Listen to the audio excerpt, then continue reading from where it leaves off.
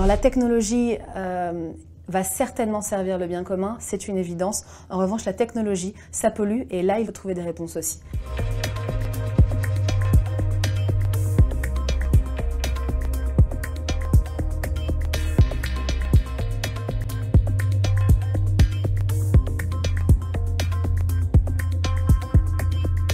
Aujourd'hui, Plana est capable de me dire « Bonjour Inès, j'ai réalisé que de 23 h à 5 h du matin, depuis quelques semaines, tu ne lis jamais tes emails. Pendant ce temps-là, tes emails continuent de charger et ton téléphone continue d'effectuer des requêtes via les serveurs. Il se trouve que ça émet du carbone dans l'atmosphère et que ça exploite beaucoup de données. Moi, ce que je peux faire, c'est que j'arrête cette activité durant cette période-là et je te fais un check global le matin à 7 h pendant ton petit déjeuner. Du coup, on économisera tant d'émissions de carbone, etc., etc.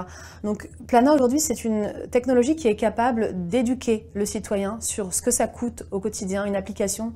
Il se trouve qu'une application, toutes les applications dans un smartphone, c'est autant de petites fourmis qui continuent de travailler, même si on ne les utilise pas. Quand on ne les ferme pas, elles restent actives et même quand on ne les ouvre pas, elles continuent de vous pousser des notifications pour vous demander si il est peut-être l'heure de jouer, il est peut-être l'heure de regarder ce qu'on peut faire avec nos services, etc. Aujourd'hui, Plana, c'est un tiers de confiance neutre, quelqu'un qui va vous expliquer à quel point elle est nourrie en énergie propre ou elle doit rebasculer sur des énergies fossiles, à quel point vos usages ont moins impacté l'environnement cette journée, à quel point aujourd'hui c'était un petit peu borderline. Elle va être en pleine transparence, elle va vous expliquer ce que vous ne comprenez pas et elle va vous proposer les usages sans que vous ayez à y penser.